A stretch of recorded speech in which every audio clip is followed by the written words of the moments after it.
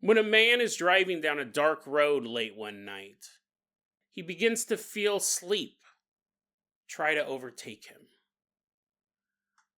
As he forces himself to concentrate, as he forces himself to stay awake as he drives down the dark city streets, it's a losing battle.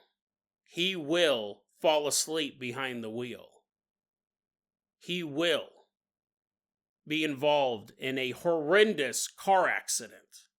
And he will survive. But is the world he now lives in a dark and dreary dream, or his unspoken, deepest desire? Today on Dead Rabbit Radio.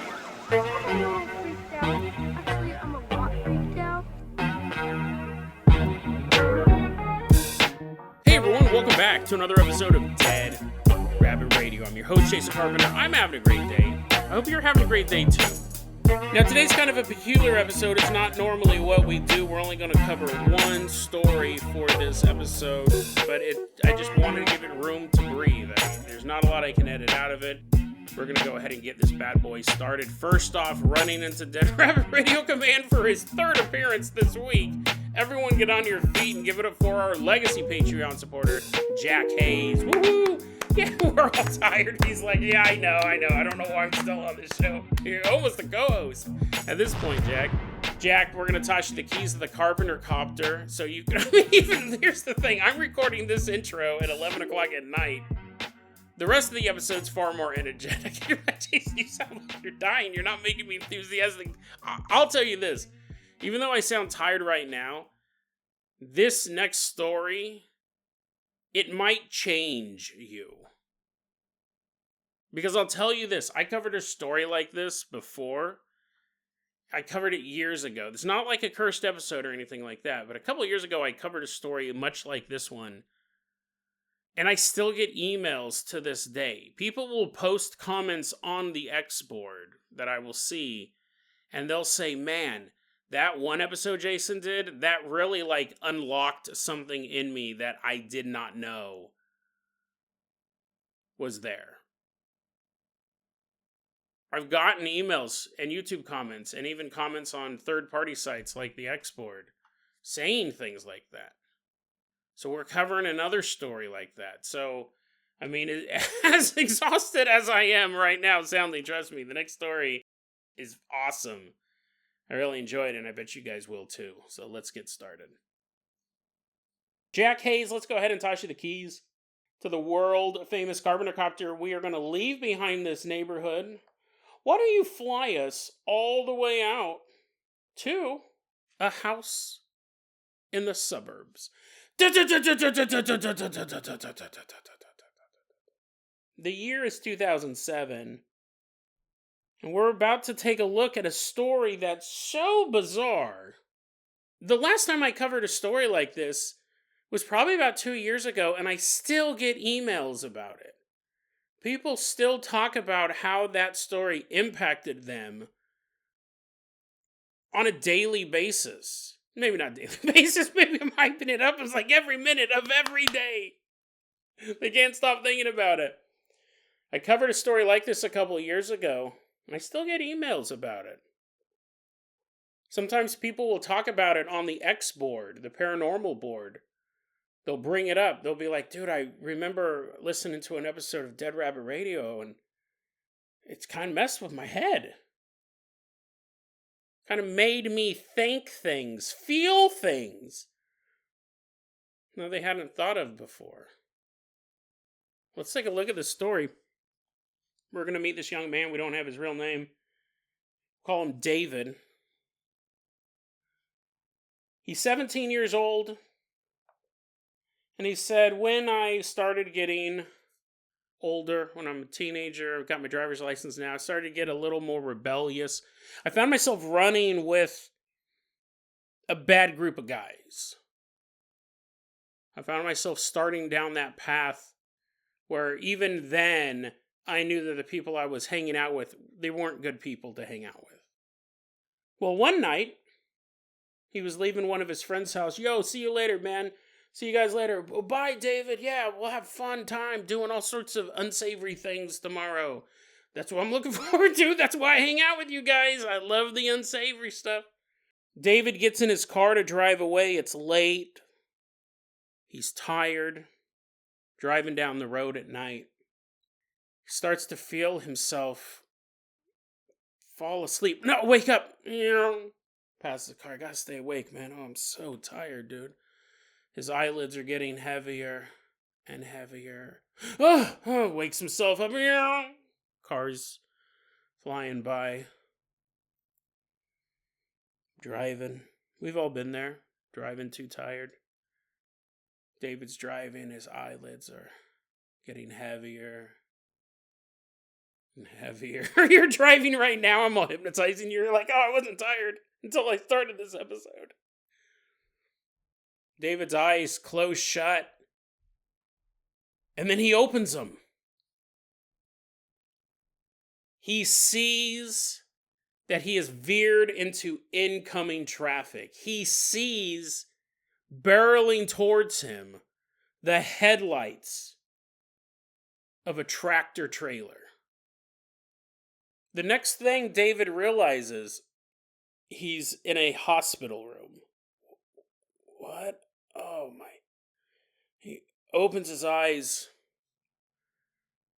and he sees that he's in this hospital room and he's like, oh, dude, what happened? Like, I want to say what happened. I can make an educated guess. I got in a horrific car accident. I'm in a hospital room. Luckily, I survived. The last thing I remember was looking up and seeing those bright lights coming at me, and then here I am. And he's thinking this as he's laying in this hospital bed, and he's like, what?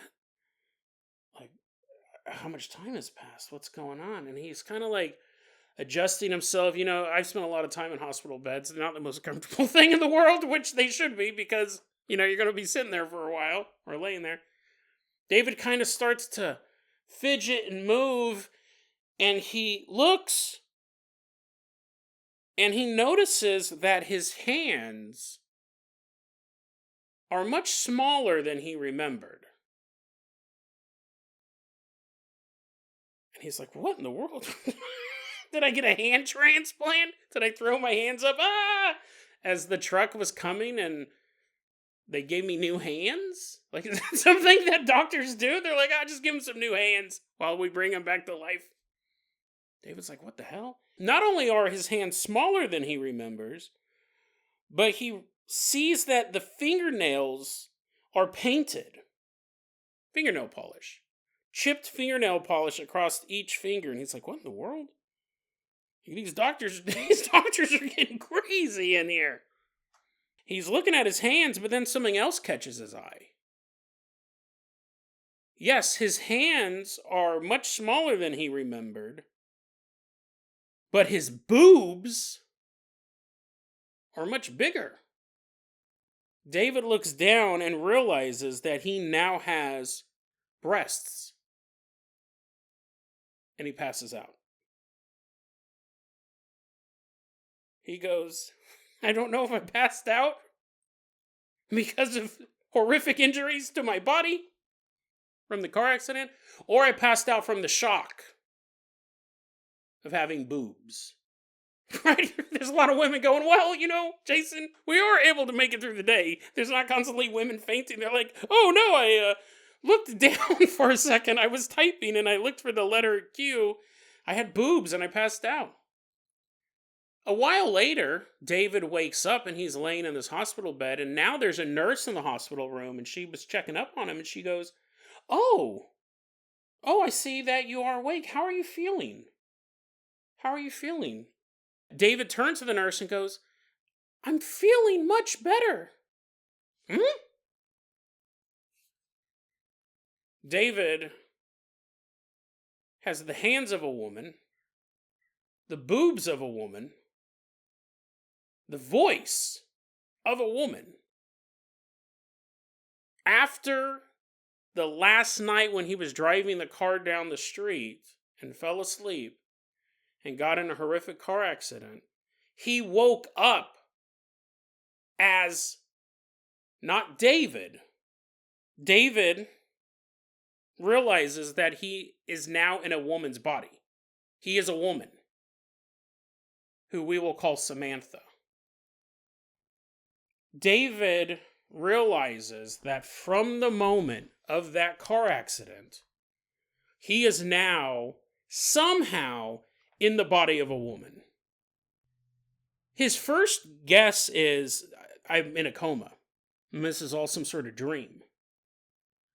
His second guess is, I've completely lost my mind. I've gone insane. Because the nurse is calling him Samantha. He's not Samantha. I'm not Samantha. I'm David. But he knows this would be obviously a very awkward and confusing place to be in. He knows that he can't really argue it because looking at himself, yes, he's Samantha, whoever this Samantha is. The charts are for Samantha, and he learns very shortly that Samantha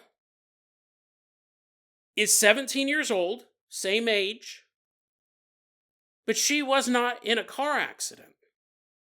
The reason why she's in the hospital is because she is currently recovering from appendicitis.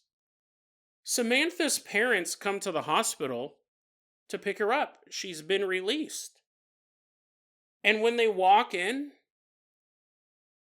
they're David's parents. Samantha, oh, I'm so glad that the procedure went so great, right? Went great. The nurse went great, right? No crazy side effects. Oh, yeah, no, it's standard textbook appendicitis medication or surgery or whatever we did. Oh, that's good to hear. David sees his parents come into the hospital, but they're calling him Samantha and talking about appendicitis. He's like, oh my God, like, can this get any weirder? He says to himself, and it's going to. They go to his house where he lives with his parents, as he lived for 17 years with David. But it's the exact same house. He has the same room, but it's decorated completely differently. And he's sitting in his room and he's really, really struggling with what's going on. Because he goes, I do not remember anything of Samantha's life. I look around this room and I see these posters and these clothing and these items that she must have accumulated over years of being alive.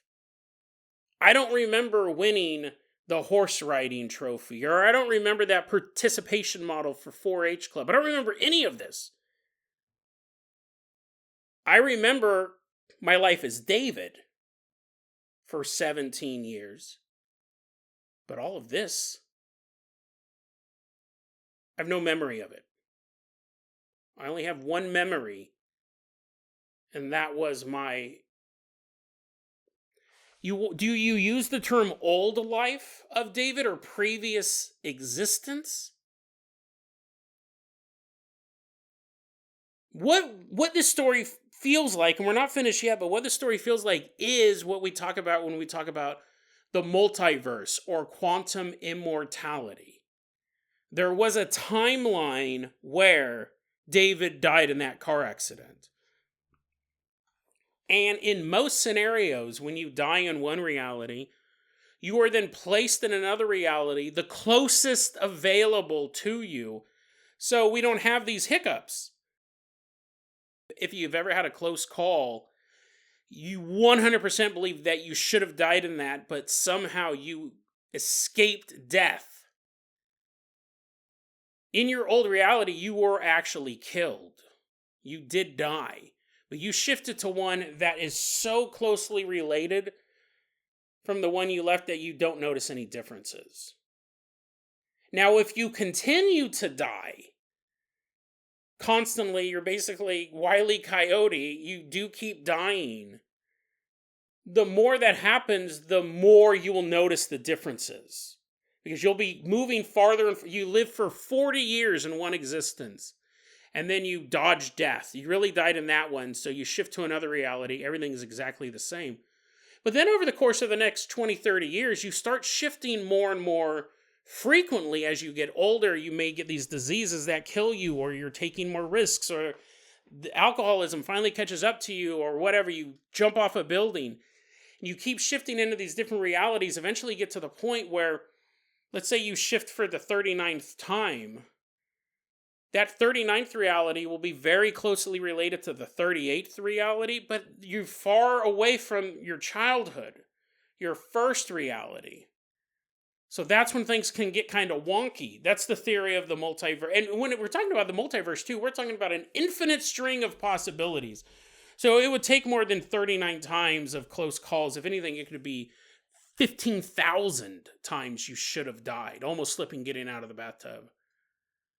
I mean, it's possible that everyone dies every single day in a car accident and they're constantly shifting around. But that's what we'd be looking at in this situation. Something would have went wrong. David switched to a reality where, for all intents and purposes, he has the same family, the same home. He's a different person. He's Samantha. The next day, David's mom comes into the bedroom. He's just sitting there still in shock. What am I doing? How am I in this body? And the mom goes, hey, honey, we got to get ready for church. Oh, okay. Wear your nice church clothes. Wear those nice church clothes that you got. Okay. I guess I got to figure out what are my church clothes. So David is in this house, in this body, this new body that to him is only a day old. And he's trying to get dressed. He's never worn a pair of panties before. I mean, I'm sure they operate the same way as underwear does, but he said, I had a really hard time figuring it out. I think for someone who's never had a bra before, that would probably be quite daunting to put on.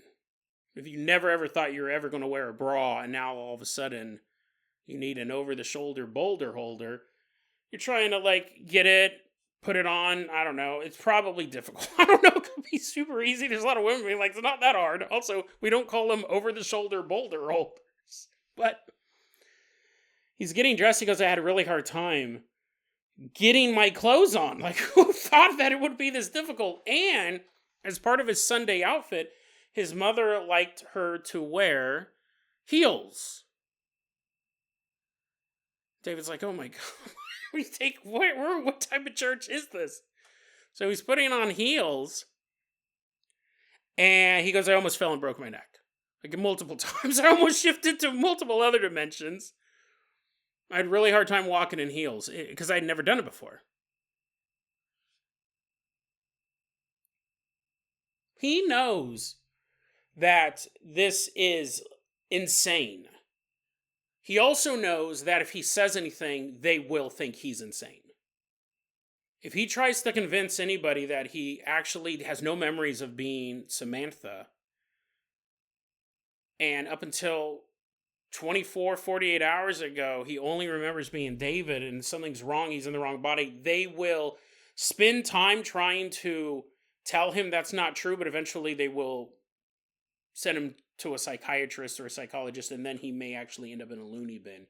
If he's saying things like, no, up until 2 days ago, I lived a totally different life. I don't know where I'm at. I don't know who you guys are. Well, I know you guys are my parents, but you know what I mean? He would run into some roadblocks. So he's like, I can't tell anyone about this. I don't like it. I don't know where this is going. Maybe this is some sort of dream. Maybe I am in a coma. But I don't know how to figure this out. He does know one thing, though. David's sitting there, and he goes, well, I just going to take a shot in the dark. I'm guessing I'm a lesbian. Because even though I'm a girl and I now exist in this woman's body, I guess I'm going to be in love with other women. Because I've spent 17 years of my life in love with women, and now I'm a woman, so, I mean, like, check that box off of the weird decisions I have to make now, all of a sudden, that I have a new life. He goes, I guess I'm a lesbian, which he's cool with. He can deal with that. Wasn't something he ever predicted he'd have to make a decision on, but he goes, well, I guess I'm a lesbian, and I'm totally fine with that. I wonder, though, like my friends, all of my, like, rough and tumble friends, like, how am I going to fit in with them? Interestingly enough, David really quickly realizes he doesn't hang out with those guys in this reality. In fact, as Samantha, he hangs out with all the popular kids. Kids that he only really kind of heard about in high school, because again, we're talking 17 years old. David goes to school and they're like, hey, Samantha, woo, come over here. Appendicitis is so brat. Everyone loves the fact that you almost died from an inflamed body part, and they're all dancing. David's walking around dressed as a woman with these high heels on. And he said, honestly, he goes, the weirdest part about the getting dressed as a woman and the high heels and makeup, he goes, the very first day that I had to do those things for church, it was extremely difficult. Within 1 week, though, it's like he had been doing them his entire life. So he realizes there are parts of his brain that are actually activating as Samantha, and it's tapping into these learned behaviors. He has none of her memories, or their memories, but he remembers in about a week, he says, how to dress like a girl, how to dress like Samantha, how to walk like Samantha in high heels, how to put on makeup like Samantha. And he's hanging out with kids that he really only heard of as David. Now, as Samantha, he's one of the popular kids. Or at least popular adjacent. Not super well known, but known enough that he can run with the cool kids at school. Same school, though. I mean, really interesting story when you break it down. Same school, same house, same parents. So the reality is close enough to his original reality. He says when he wrote this up, he says, quote, however, the biggest glitch for me is how I felt that I was slowly hypnotized. I remember that I thought I would just be a lesbian in this bizarre world. Wrong. The Matrix didn't want that. Unquote. David said it only took a few months of being Samantha. He found himself starting to become attracted to men. He found himself actively flirting with men. It was like a subconscious thing. He couldn't control it. He'd see a cute guy and he would start to flirt with them. And his mind is like, no, I don't want this. I don't want this. Why am I flirting with this dude? This dude with his broad shoulders and his cut abs. He's wearing his cut football jersey, so I can see the muscle. No, David, what are you doing? Why? Why are you flirting with this guy? Ugh. But he just would naturally do it. He found himself flirting with men, being attracted to men, dating men. And it had only been a year since David had been teleported into the body of Samantha. Just 1 year after that, he began having sex with men. Now, Hugo, we're not done, but I gotta pause there. I gotta pause there because here's the thing. I found this story. It was on Phantoms and Monsters, Lon Strickler's website. He published this. And then a couple days later, the last 747, who finds a lot of great stuff for the show, sent it to me as well. Okay, now, I can't speak for the last 747, but when I first read this, I go, because, I read it on Phantoms and Monsters, the website we go to all the time, I thought, is this somebody's weird fetish porn that they have snuck through the gates of the paranormal gatekeepers and dropped it directly on Lon Strickler's desk? Now, I can't speak for Lon Strickler as well. I think he's around my age. If not, he's just a few years older than me. I was reading this and I go, this is someone's fetish porn. This is 100% someone's fetish porn who showed up on Lon Strickler's desk. I don't know if he wasn't able to pick up that this is a huge fetish.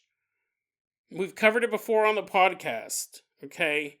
Of men. It's a very, very specific fetish, and it has a massive following of men who want to be hypnotized into becoming women, or men being tricked into becoming women. Men against their will turning into women. It's very, very, very bizarre fetish. And I thought about it. We're not done. Like, oh, there's something else coming. Jason's it.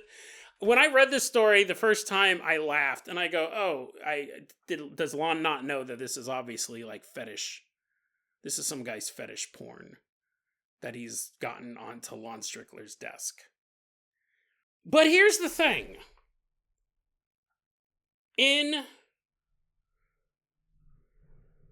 I'm reading this and I go, this might really be some dude's fetish that he was able to slip onto Lon Strickler's desk, because Lon said that someone sent him this. I go, this could be fetish. This could be some guy's fetish. Feminization, sissy hypno, whatever you want to call it. There's tons of videos out there of some guy drinking a drink, and then it cuts into like this woman being like, what was in that drink? Oh my goodness, I'm a woman now.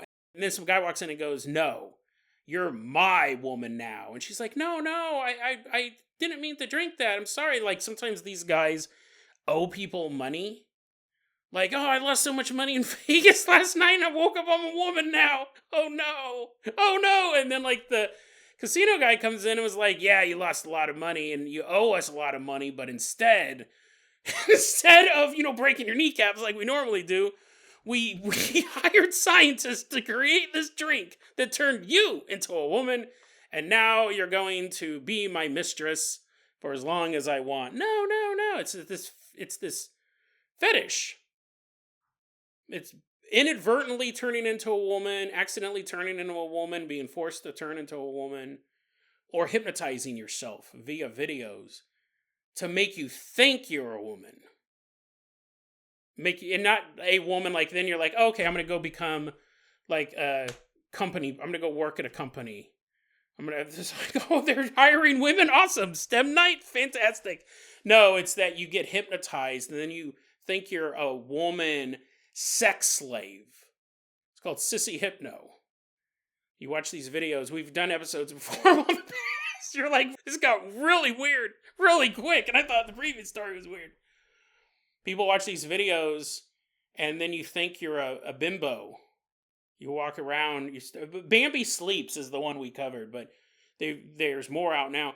Some people wear VR headsets, and they just watch sissy hypno videos all day long, and now they're bimbos.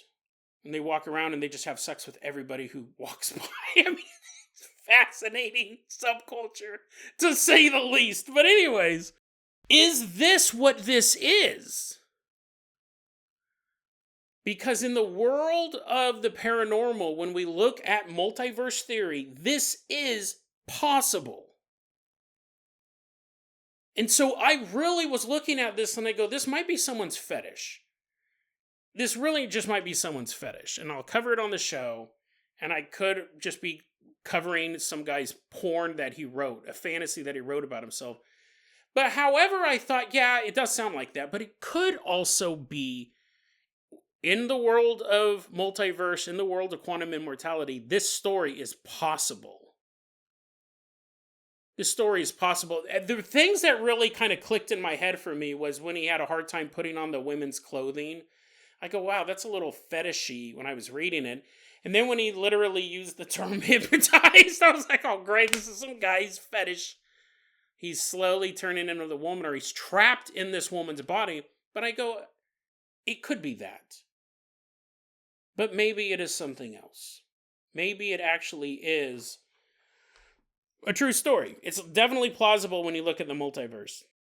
He says in 2008 was the first time he had sex with a man, and he loved it. He's like, wow, this is awesome. This is totally That's another reason why I thought it might be made up. I was like, I don't know. I don't know if the average woman is like, wow, sex with this random guy was the best ever. But anyways, David goes, dude, this is dope. Like, I could do this. I could totally just have sex with dudes. Please don't clip that out.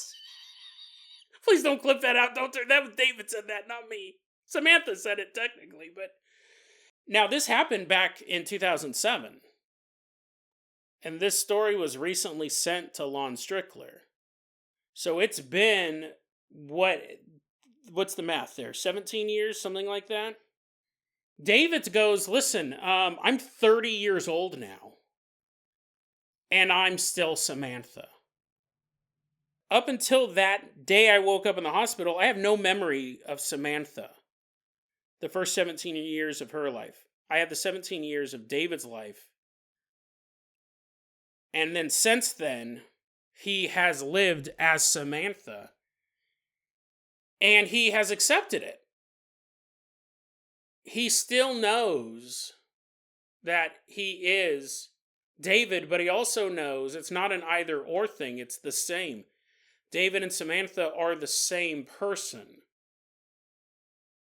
And he continued having sex with men. And he got pregnant. You're like, Jason, damn it, this is fetish. He got pregnant. Because that's another fetish. That's another fetish we recently covered on the show. You're like, damn it, Jason. You're totally giving this guy a boner by even covering this story.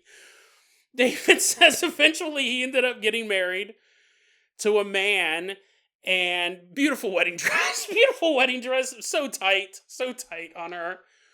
Got pregnant, carried the baby. Oh, I can't believe this. Oh, I got a baby. Damn it, Jason. So you're like, oh, I guess he is right. Multiverse, it is possible. He got pregnant, gave birth to a 2-year-old son. There is a fetish called MPreg. It stands for male pregnancy. But anyways, technically this isn't that. It's just a guy who was teleported against his will into a woman's body, fell in love with men, got pregnant by one, and gave birth. Not technically MPreg, but...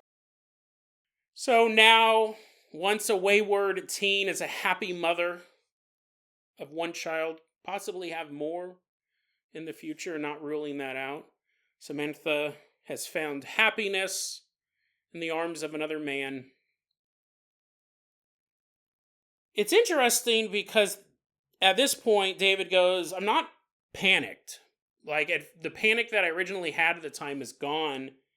This just is what it is what he says. Quote, it is what it is, and I have moved on with my life, unquote.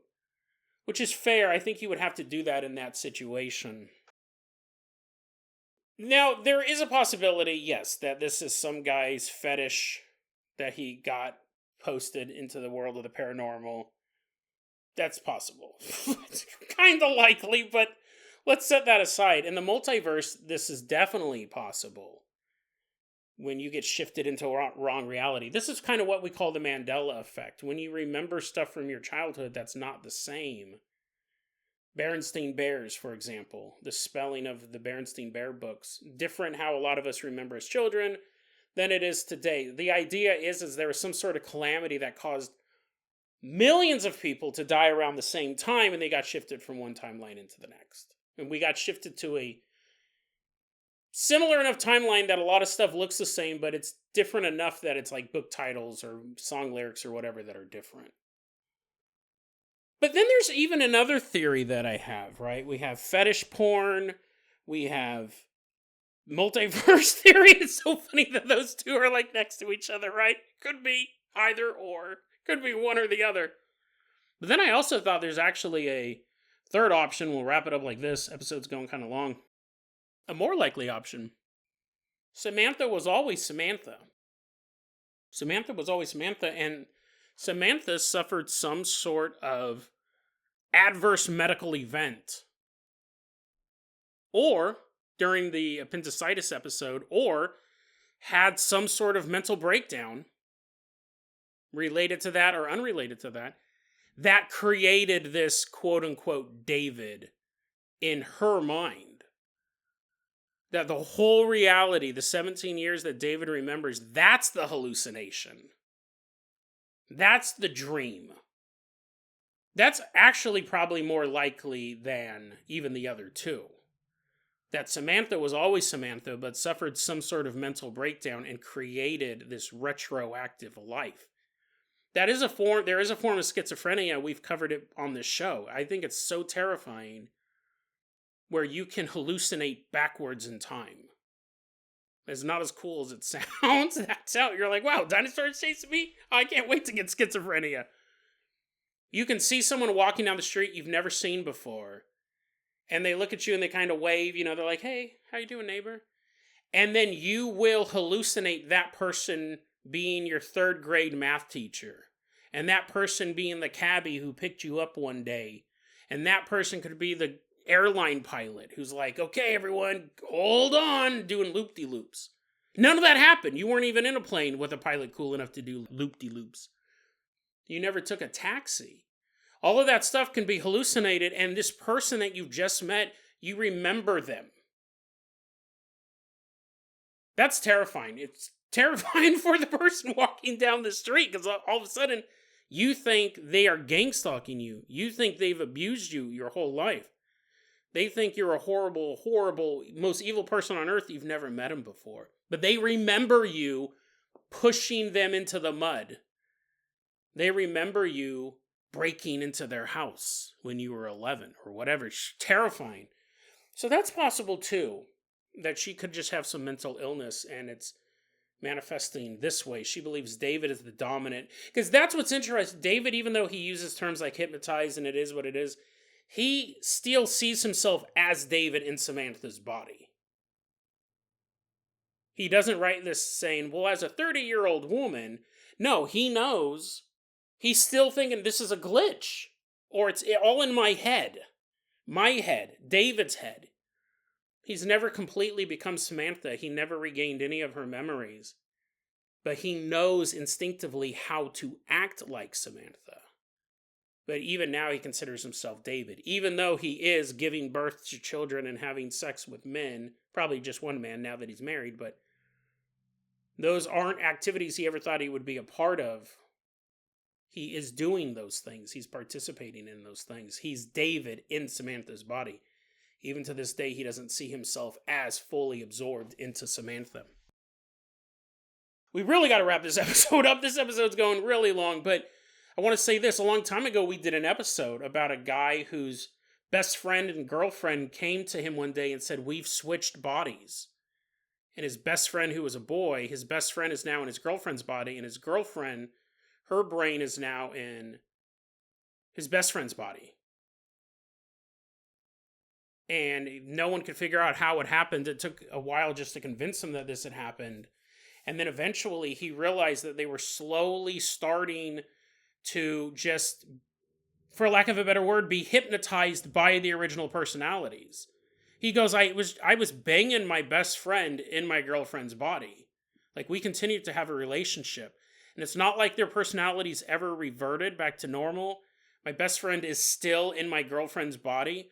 But it was weird. My best friend just started acting like my girlfriend. And now my best friend is my girlfriend.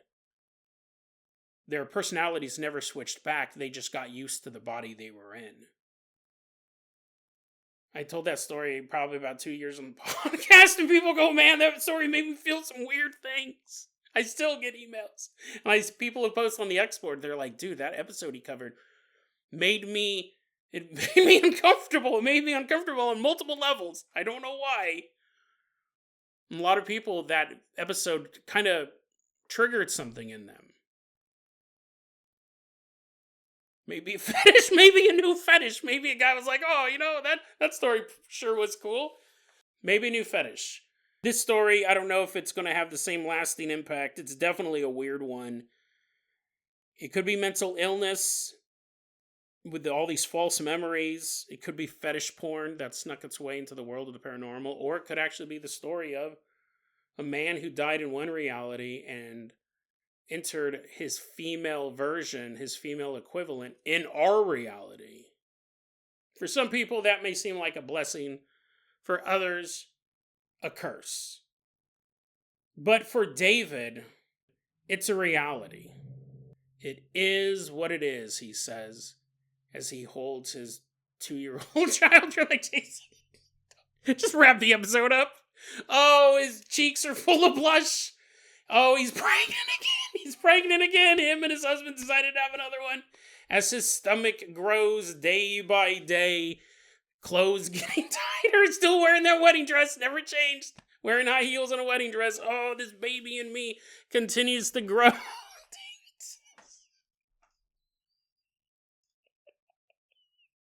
Just a beautiful blushing mother I have become. David is giving birth once more. Just fetish porn, Jason. Why did you waste our time with what is obviously a man's hypno fetish? I don't know.